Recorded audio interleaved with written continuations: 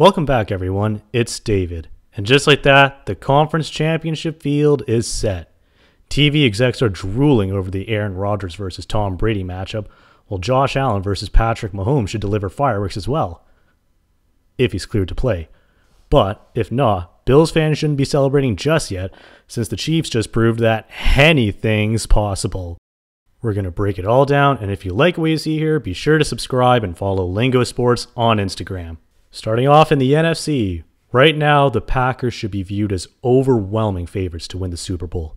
In terms of personnel, the Rams defense was the toughest matchup they were going to face all playoffs. And how did they respond? With almost 500 yards of total offense and Rodgers putting up nearly 300 yards and 3 total touchdowns. While the Rams defense forces teams to give up big plays and make short throws, Rodgers was content to do that in the early going. The running game was especially stout, like on their first touchdown in the second half when they orchestrated a 75-yard drive all on the ground.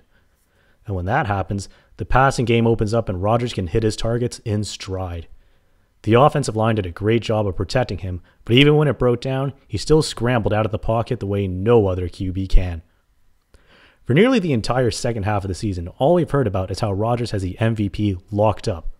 A playoff performance like this is only cementing one of the finest seasons we've seen from one of the best to ever play. As long as they keep up this level of play, it's hard to see how any of the 3 remaining teams can beat them. Aaron Donald's health obviously played a big factor. He only played 54% of snaps and committed a first quarter penalty. If not for that, Rodgers would have been under a lot more duress. But even still, in what was billed as the marquee matchup of the game, Davante Adams got the better of Jalen Ramsey. Matt LaFleur did a great job of mixing up coverages and dictating the matchups with the Rams' other DBs as well. You may hear constant chatter about how Rodgers and the Packers can't get it done once they get to the NFC Championship game. In 4 tries so far, Rodgers is 1-3. But for the first time, he'll get to play a Lambeau Field, and it'll be against a team from Florida. Winter is here. That said, there is definitely a path for the Bucs to beat the Packers and play in their own barn at the Super Bowl.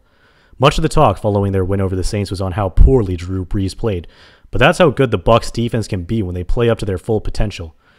The Packers are well aware of that too, when they faced off earlier in the season and got their doors blown off of them 38-10. It'd be foolish to think that that result has any bearing on this NFC Championship game. After all, the Saints beat the Bucs twice in the regular season only to lose to them in the playoffs. But at the same time, it'd be equally foolish to think both coaches won't use that game as a way to prepare them for this matchup. For Bruce Arians and co., they've got to look at what they did well the first time around and repeat it. What they did well against the Packers is what also worked for them against the Saints. Knowing that Brady wasn't suddenly going to look like his vintage self, the defense stepped up and gave the Bucs offense a short field to work with. They scored 21 points off of 4 turnovers and were ruthlessly efficient in the red zone. Devin White was all over the field, playing a direct hand in 2 of those 4 turnovers. Similarly, against the Packers, 2 quick interceptions after trailing 10-0 helped turn the tide in the Bucs' favor. And once they got down to the red zone, they scored 4 touchdowns. Those 2 picks came when Rodgers targeted Adams too, which suggests they'll be better equipped to handle him than the Rams were. Another thing the Bucs leaned on in their first matchup was their wide array of weapons. Gronkowski and Godwin led the way in targets, but 8 different receivers caught a pass. Against the Saints, Brady completed a pass to 8 different receivers. And the Bucs didn't even have Antonio Brown when they last met. If Brady can make full use of his weapons again, the Packers will have their hands full. The biggest key for the Bucs defense, though, is whether they can stifle the run game again. They've had the best run defense in the league all year, and they flexed their muscles on the Packers when Aaron Jones only had 15 yards on 10 carries in their first meeting. If that part of the offense stalls, and if Fournette and Ronald Jones can continue to operate as well as they did against the Saints, the Bucs will be at a huge advantage. There are plenty of things to watch for beyond just Rodgers versus Brady. It may not be the Super Bowl, but if these 2 teams play up to their capability, this could resemble the epic battles that Brady and Manning had over the years in the AFC Championship. Moving over to the Bills, who played their best defensive game at the perfect time. On a night when their offense wasn't clicking the way it has been the last couple of weeks, a lot of people are focusing on Justin Tucker, but Tyler Bass missed 2 field goals as well.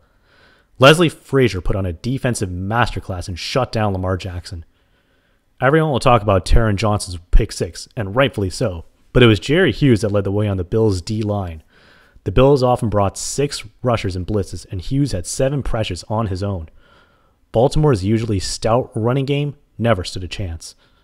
In the passing game, Trey White held Hollywood Brown to 1 catch and 30 yards. He was his usual dominant self, and on Johnson's enormous pick 6, it was White who had the crucial block on Lamar to stop him from pulling a DK Metcalf. That said, let's just take a moment to watch that sequence in full. Right when it looked like the Ravens were moving the ball well and figuring out their offense, this couldn't have come at a more opportune time. And the balls on Johnson to take it out of the end zone, then dash 100 yards the other way. Congrats, Bills fans. You deserve all of this. That's not to mention the bad snaps. So many bad snaps. Give credit where it's due. Bills Mafia showed out and created the perfect home field advantage, making 6,700 fans sound like 67,000. Obviously, they won't have that working for them against the Chiefs, but by proving they can win when what they're normally doing isn't working, they have shown that they're more than capable of taking down Pat Mahomes. He'll likely put up better numbers than Lamar, but if the Bills' defense can make him play at 50% of what he's capable of, then they'll score the upset. But that said, the Chiefs should still be favored, even if they have to play Chad Henne. Wait, what? It is an enormous stretch to go from gushing over how the Bills' defense stopped Lamar Jackson in his tracks, then suggesting that Henne, if forced to start, would do enough to topple the Bills. That's a fair point. Counterpoint, anything's possible! The biggest reason Henne can succeed is the weapons he has at his disposal. This isn't meant to take away from what Mahomes has accomplished. He is beyond special. But having the luxury of throwing to Travis Kelce, Tyreek Hill, Sammy Watkins, and Mecole Hardman can help speed up the results. In a high-pressure situation, Henne was able to make full use of those weapons and make a big completion. He also had a horrible interception, but nobody's perfect. The biggest sequence against the Browns came with 2 minutes to go when Andy Reid made 2 huge risks that paid off. On a 3rd and 14, he calls for a scramble, and Henne almost gets the first down. You can tell the Browns weren't prepared for that at all, and had they called an ordinary handoff, they wouldn't have gotten nearly the same amount of yards. Then, on a 4th down, when it looked like all they were trying to do was draw them off sides, they get off the snap right at the end and convert. When you've got a coach who's that fearless, it really doesn't matter who's under center. They'll find a way to get it done. Another huge factor in the Chiefs' favor is the potential return of Clyde Edwards-Helaire. Their loss could also be their gain. He had his best game of the season against the Bills back in Week 6, torching their run defense for 161 yards on 26 carries. Even with the Bills' impressive defensive performance against the Ravens, they still got outrushed by nearly 120 yards. And if Henne has to start, expect them to go to Edwards-Helaire early and often. As a Bills fan myself, I'm doing my part to lower expectations so that I don't have my heart ripped out by Chad Henne ruining our Super Bowl dreams.